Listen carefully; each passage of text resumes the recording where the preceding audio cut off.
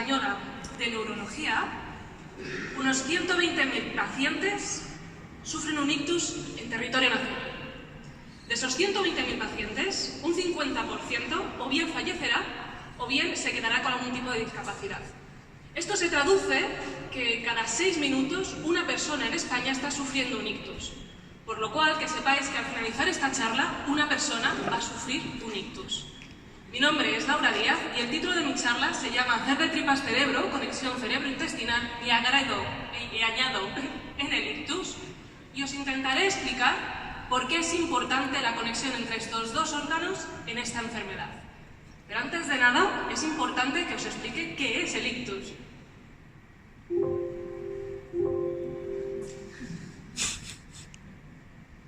Quiero que os quedéis con esta definición. Ictus, trastorno brusco en la circulación sanguínea del cerebro.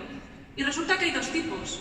Uno puede ser hemorrágico, cuando se produce la rotura de algún tipo de vaso vascular en el cerebro, y otro puede ser isquémico, cuando se produce un bloqueo en alguno de esos vasos. Ese bloqueo puede producirse debido a un taponamiento que tenga lugar en el propio cerebro y entonces se llama trombosis, o bien debido a una embolia, cuando se produce un tapón en otra parte del organismo y se traslada hasta el cerebro. En ambos casos se produce una ausencia de oxígeno por falta de irrigación. Y algunos datos que a lo mejor no sabréis sobre el ictus es que es la segunda causa de muerte en España, la primera causa de muerte en mujeres. Un 50% de los pacientes que lo sufren o bien fallecen o quedan con algún tipo de discapacidad. Es una de las principales causas de demencia en Europa, solo por detrás de la enfermedad de Alzheimer. Y como os podréis imaginar, supone un gran impacto en la carga social y económica el tener que cuidar a personas que sufren un ictus, y para la seguridad social supone un gasto de 25.000 euros al año por paciente. Y por si esto no fuera poco, la Organización Mundial de la Salud prevé un aumento de 27% de su incidencia en los próximos 25 años. ¿Qué significa esto? En esta sala he contado que hay más o menos 50 personas. En los próximos 25 años, 13 personas podrían sufrir un ictus. ¿Pero qué tiene que ver esto con el intestino si hasta ahora, total, solamente utilizamos para defecar? Bueno, pues resulta que el intestino, entre otras cosas maravillosas que tiene, es que tiene bacterias. Esas bacterias ocupan una cantidad de 1 seguido hasta 12 ceros, que para que os hagáis a la idea es entre 300 y 600 gramos. 300 y 600 gramos es equivalente a, así lo he buscado por Amazon, un paquete de pasta gallo de unos 500 gramos, o bien, si os gustan más los raviolis rellenos de carne, pues 3 paquetes de raviolis rellenos de carne. Eso equivaldría a la cantidad de bacterias que reside en vuestro colon. Pero no solamente el intestino es importante por las bacterias que existen en él, es que también es importante porque está en conexión con otros elementos que todos interactúan entre sí. Uno de ellos, ya lo os he explicado, es la microbiota. Ojo, la microbiota es el conjunto de microorganismos que existen en el cuerpo, no solamente bacterias, también hongos, virus, protozoos, pero por simplificar hablaremos solamente de bacterias. Además de esa microbiota, existe un sistema inmune intestinal, que es el sistema inmune, pero está localizado en el intestino, y además tenemos un sistema nervioso propio en el intestino con una red neuronal incluso mayor que aquella que existe en el sistema nervioso central. Se llama sistema nervioso entérico. Finalmente, para poder controlar todo el paso de sustancias, existe una barrera epitelial que se encarga de precisamente esto, permitir el flujo de algunas sustancias, así como de algunos microorganismos como esas bacterias de las que hablábamos antes.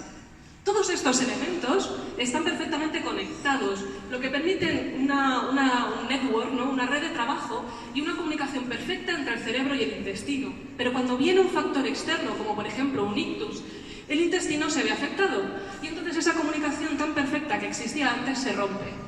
A consecuencia de ello, esa comunicación deja de ser tan buena. ¿Qué sabemos sobre el ictus? Bueno, pues os voy a explicar algunos avances actuales que nos dan pie para entender mejor esa relación entre el intestino y el cerebro. Esta caca feliz lo que viene a decirnos es que se ha visto que en pacientes sanos la composición microbiana de sus heces está asociada con un estado bueno de salud, buenos niveles de colesterol, buenos niveles de glucosa. Sin embargo, muestras de pacientes que han sufrido un ictus muestran una composición bacteriana asociada a un estado de salud malo, como aquel que se podría encontrar con una persona que tiene hipertensión, obesidad o diabetes. Por lo tanto, ¿qué sabemos? Pues sabemos que el ictus es capaz de modular la composición microbiana. Además de esto, yo os decía que el ictus puede afectar al intestino a través del sistema inmune intestinal. ¿Y qué sabemos respecto a esto? En este caso es en ratones. Y lo que sabemos es que una vez que se sufre el ictus, las células del sistema inmune intestinal son capaces de desplazarse desde nuestro intestino hasta el cerebro.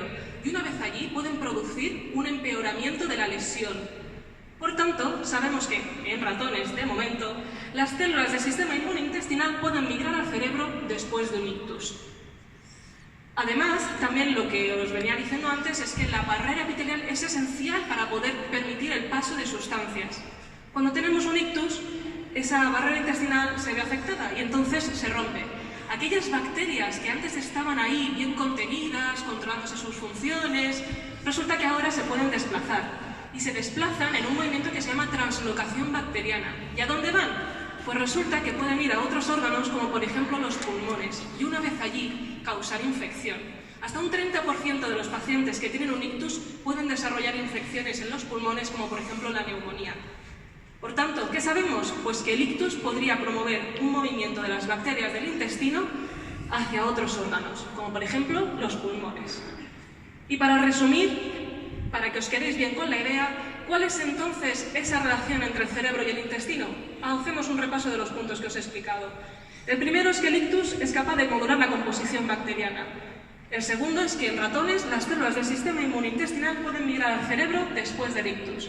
Y finalmente, se cree que el ictus podría promover un movimiento de las bacterias por translocación bacteriana hacia otros órganos. Y ya para finalizar, una anécdota que os va a dejar anonadados. Vais a entender por qué. Resulta que los seres humanos pertenecemos a un grupo de animales que se llaman deuteróstomos. Por el significado en griego, dice del griego deuteros, segundo, estoma, boca. No sé si esto os sugiere algo, pero si no os lo explico. Resulta que en algún momento de nuestro desarrollo embrionario, nosotros lo único que fuimos fue agujeros del culo.